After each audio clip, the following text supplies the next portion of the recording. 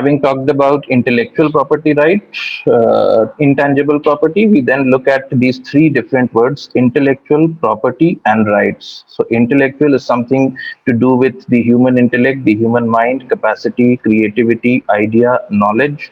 Property, we all know, something that is capable of being owned, which is capable of being possessed, which is capable of being transferred, all the rights and duties associated with property, which will come into the picture. That is how property would be.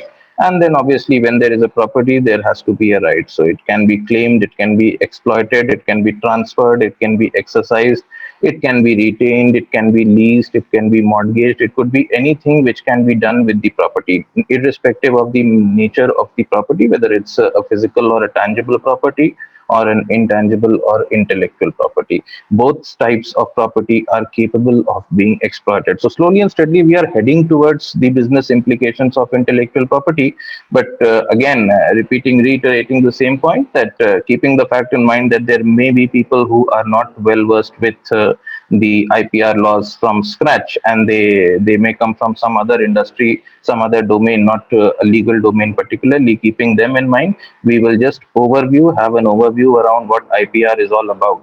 So, coming back to the topic, IPR, the right associated with the idea or creation of mind which is applied, owned, and exploited by a person. So, all in all, try to understand one thing over here, that we are again and again talking about the creation of mind, the creation of human intellect. And when it comes to the creation of mind, something which is not so mechanical, something which does not involve physical labor, then obviously it has to be abstract, it has to be subjective, it has to be intangible, and that is where your nature of complexity increases as and when this particular aspect is exploited more and more, and that is what IPR will be all about. So with the increase of business transactions, how things get complexed with a lot of aspects coming into the picture, we'll look into it as we proceed.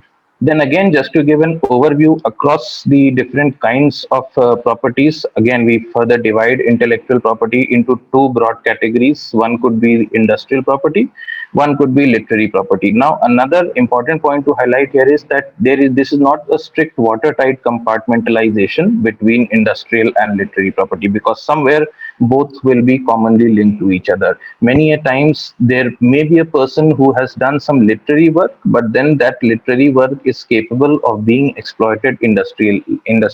It has got some industrial value, it has got some commercial value.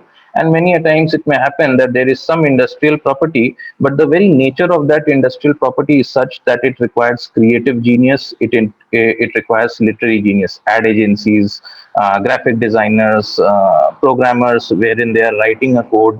We'll come to that part as well, how whether code requires a patent, or whether code is eligible for a copyright, or whether we consider it as a trade secret. So those are the gray areas in business altogether, wherein despite having codified statutes, we are having these areas of interpretation, or in layman terms, what we can say, loopholes left out, which is left for the common person to interpret accordingly. So that is one aspect of it. But what I'm trying to highlight over here is that even if we broadly categorize your intellectual property into industrial and literary property, one thing is there, that there will be some junction at which these two will overlap. It could be that there is certain aspect which is eligible for being patented also, and it is eligible for getting a copyright also, and it will also fall under the definition of trade secret also. It could be and in this session we will be mostly confined to patents, copyrights, and trade secrets. Neighboring rights, performance rights, if we include those aspects as well, or if we include industrial design as well, then that is something that will just make the session even more lengthier. And in the interest of time, we'll be confined to these three aspects, because these three aspects are playing a major role in how businesses are taking shape altogether, especially in the current times, post-pandemic times. So patents, trademarks, and trade secrets, designs, integrated circuits, and layout designs under industrial property. And literary property is copyrights, neighboring rights, which and a part of it would be performers' rights.